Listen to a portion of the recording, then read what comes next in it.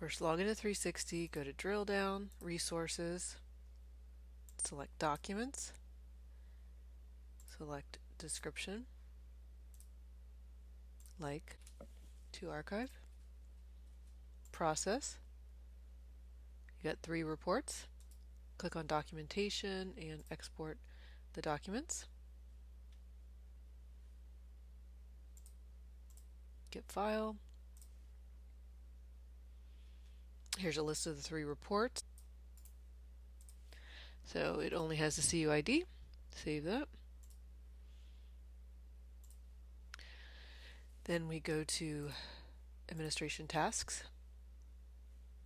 New task.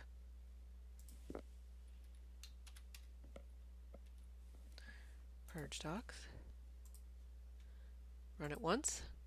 The process is Resources, Source Object Removal.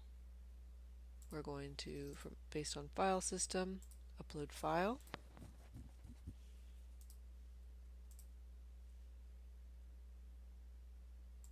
It's based on CUID, apply, default, accept the defaults, add. Okay, and that's finished, so it was successful. The 3 documents have been purged.